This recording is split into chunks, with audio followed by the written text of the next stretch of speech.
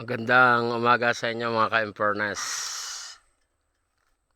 Ako po na dito ngayon sa bago kong nirorotahan. Dulo na yata po ito ng Quezon. Sobrang pong layo. 2 oras ang biyahe. Bago ako makapagtinda ng isda, dumating dito. Dito po, bundok na bundok po ito.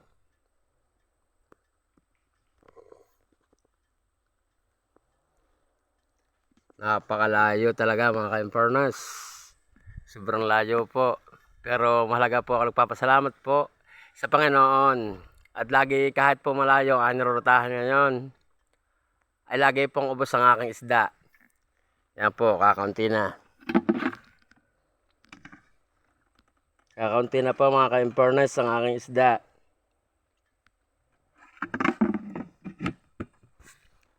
Kahit po malayo ay tiyaga-tiyaga.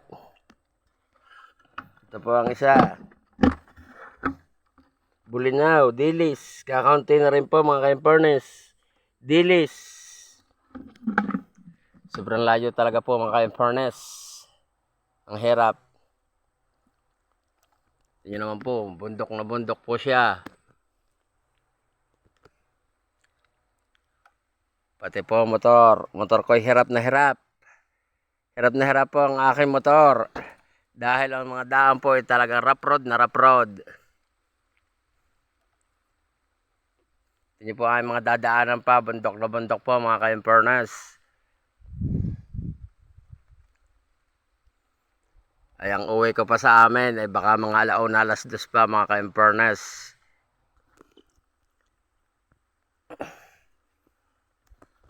Bundok na bundok talaga mga ka-Inverness.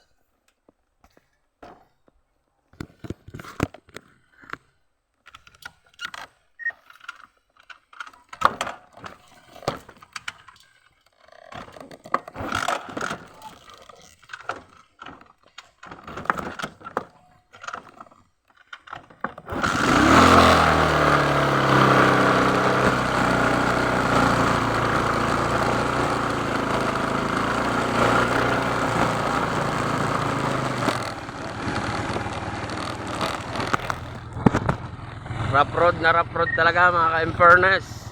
Pati motor ko hirap na hirap.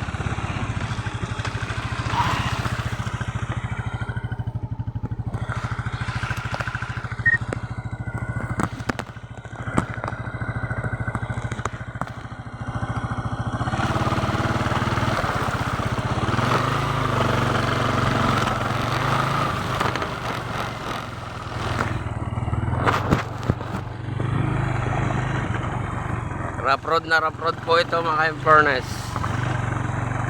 Napakahirap po talaga. Ito nyo na po ang daan. Layo pa. Aray ko. Ay, hanip yan. Napakahirap talaga ng daan mga ka-Inverness.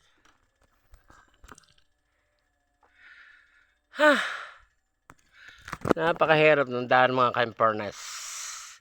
Hirap talaga mga ka-Inverness na maging isang anak mahirap.